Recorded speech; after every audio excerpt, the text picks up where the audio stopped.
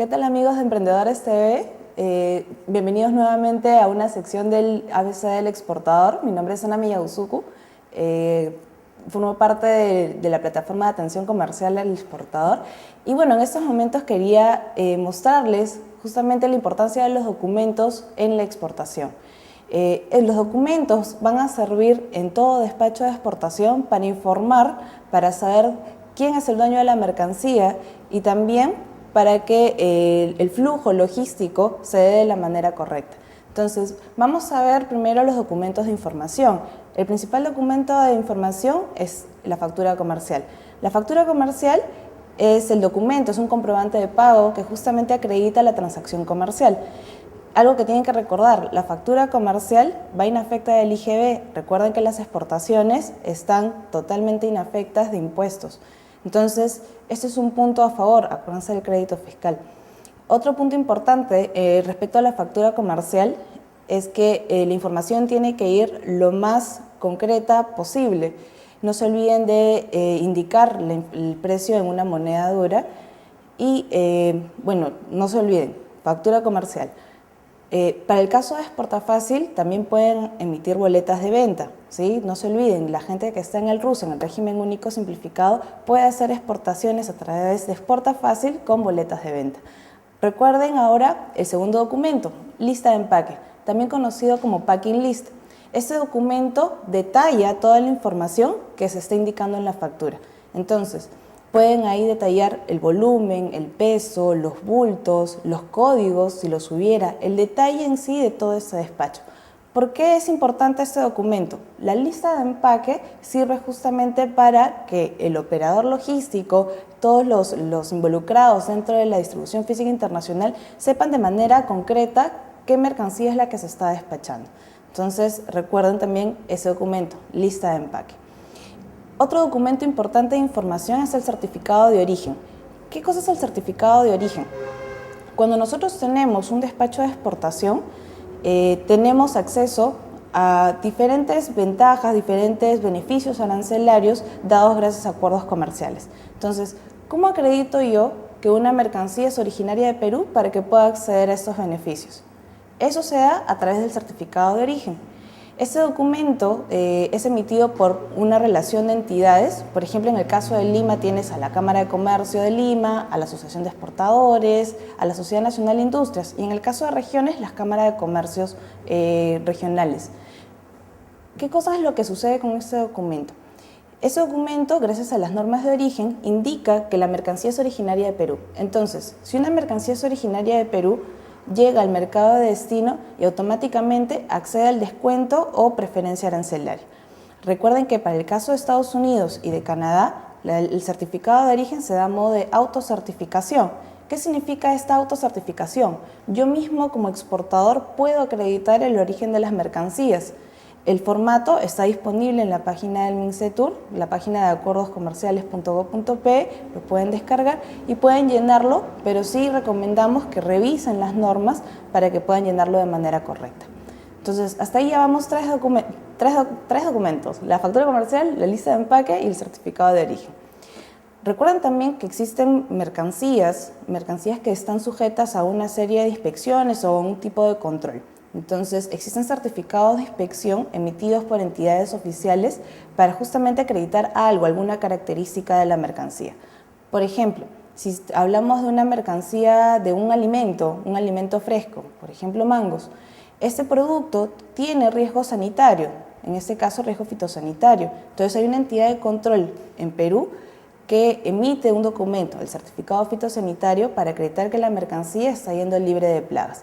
Entonces, por este tipo de mercancía existe un documento en particular y una entidad que lo emite. Existen otros productos, como por ejemplo alimentos procesados, bebidas, que también están sujetos a un control y este lo hace DIGESA, por ejemplo. Si hablamos de productos hidrobiológicos, no sé, por ejemplo, langostinos, pescados, conservas de pescado, conservas de mariscos, estos productos también tienen una entidad de control, que es el ITP, el Instituto Tecnológico Pesquero del Perú.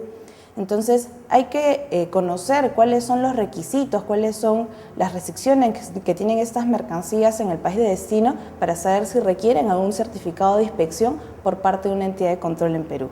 Adicionalmente, existen certificados de inspección que los emiten certificadoras terceras, ¿no? Por ejemplo, un certificado de calidad o un certificado orgánico o un certificado de comercio justo. Este tipo de certificados no son emitidos por una entidad oficial del Estado peruano, sino que son emitidos por terceros, ¿no?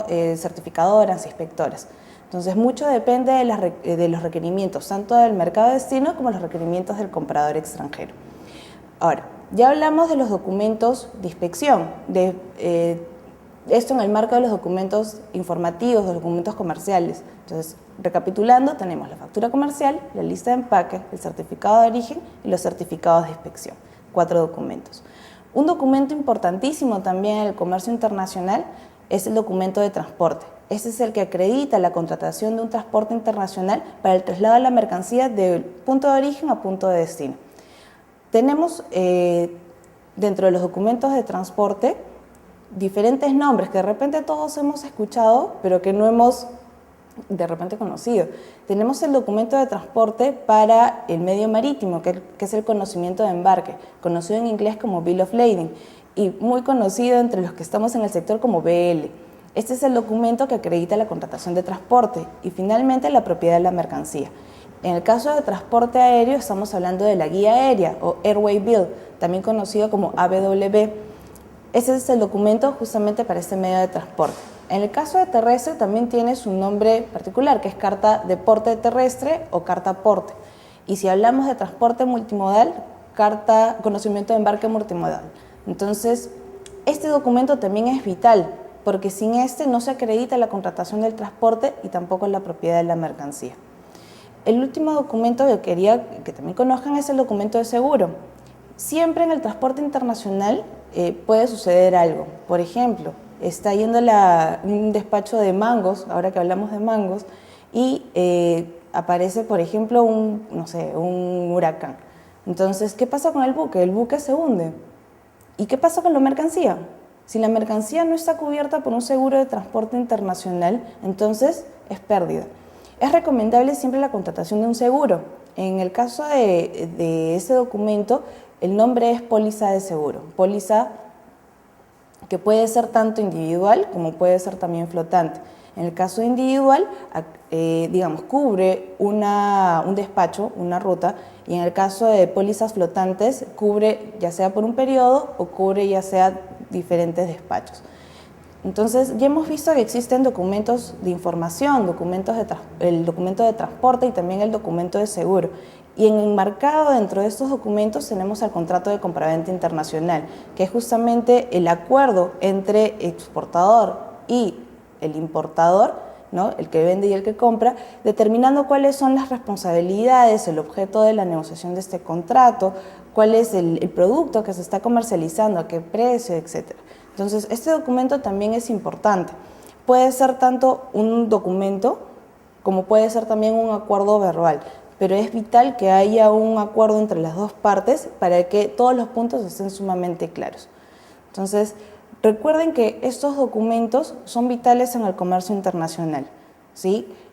Eso es uno de los primeros puntos. Segundo punto, tienen que llenar correctamente los documentos. Acuérdense que los documentos van a servir no solamente para el trámite aduanero de exportación, sino también para el trámite aduanero de importación cuando llegue la mercancía a destino. Entonces, la mercancía tiene que estar claramente detallada en estos documentos para que no haya ningún problema o inconveniente.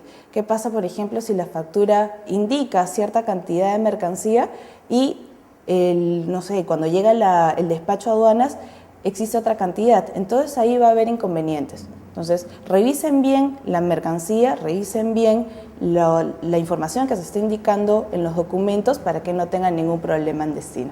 Bueno, esto sería todo por el momento y nos vemos en otra oportunidad con el ABC del exportador aquí en Emprendedores TV.